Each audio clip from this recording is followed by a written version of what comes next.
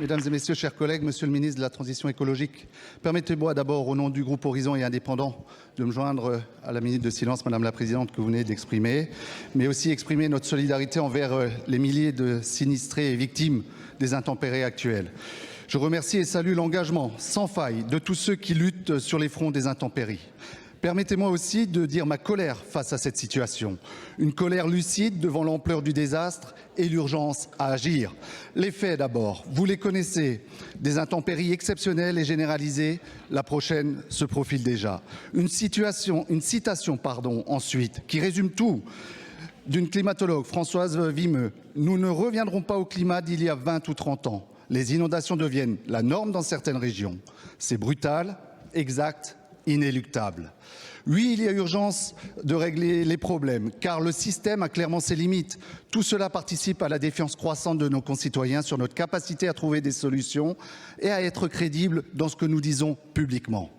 Je connais les arguments, les contraintes juridiques, les lenteurs administratives, la question complexe des assurances, la GEMAPI votée il y a plus de 10 ans, etc. Des explications techniques et vraies, certes, mais qui sonnent comme des excuses. Car la nature, elle, se moque de nos lois. Elle frappe et elle frappe fort. Je comprends les commentaires des habitants. Ils attendent de l'État qu'il les défende. Je n'attaque pas, bien évidemment, le gouvernement, mais je nous interpelle et mets collectivement en cause. Qui fait quoi aujourd'hui? Personne ne le sait vraiment. On ne comprend plus tous les freins environnementaux qui oublient que la priorité absolue, notre priorité absolue, est de protéger les vies puis les biens. Monsieur le ministre, j'en demande beaucoup, je le sais, mais l'enjeu est colossal. Il est de s'atteler à ces nouveaux travaux d'Hercule. Nous n'en sommes plus au stade du Beauvau de la sécurité civile. C'est un Grenelle de la protection des populations, facilitateur et simplificateur que nous devons lancer. Monsieur le ministre, quelles mesures envisagez-vous au regard de cette urgence? Merci beaucoup, monsieur le député. La parole est à monsieur Mathieu Lefèvre, ministre en charge de la transition écologique. Merci Madame la Présidente, Mesdames et Messieurs les députés, Monsieur le député Le Maire.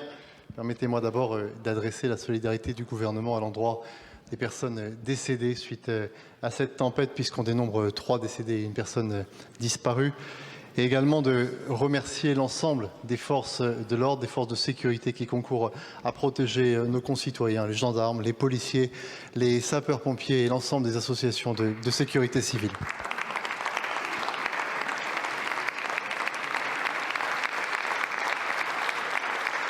Monsieur le député, vous avez évoqué la colère. La colère, elle est légitime parce que l'épisode est long et parce que dans de nombreux départements, il se répète à raison du dérèglement climatique. J'étais moi-même ce matin à Saintes. Les habitants ont vécu des inondations à 5 reprises depuis 2021. Et je voudrais également saluer le rôle majeur des élus locaux qui sont en première ligne aux côtés des sinistrés et pour qui l'État a évidemment toute considération et pour qui l'État fait tout pour les aider. Monsieur le député, vous évoquez ensuite des questions plus prospectives. Il y a d'abord l'urgence de la mise à l'abri des populations, l'urgence qui viendra ensuite de l'indemnisation et de la reconstruction. Le gouvernement va tout faire pour accélérer les processus de reconnaissance de catastrophes naturelles pour que les Français puissent être indemnisés. Mais ensuite, monsieur le député, vous avez raison et je salue votre engagement parce que vous êtes président de l'association de catastrophes naturelles et technologiques de prévention. Les réponses que l'on doit fournir à plus long terme sont des réponses d'adaptation. C'est ce que l'on fait au travers du plan d'adaptation au changement climatique. C'est ce que l'on fait au plan local avec les programmes d'action et de prévention des inondations pour construire demain différemment, peut-être pour délocaliser certaines activités, évidemment en le faisant en concertation, en consultation avec l'ensemble des élus locaux et bien entendu des habitants, en faisant preuve de sobriété foncière et puis également en se préparant à travers la résilience. Et c'est tout le sens de l'engagement qui est le vôtre, notamment au travers de la journée pour la résilience que le gouvernement a mise en place et qui est un jalon indispensable pour se protéger. Merci beaucoup, monsieur le ministre.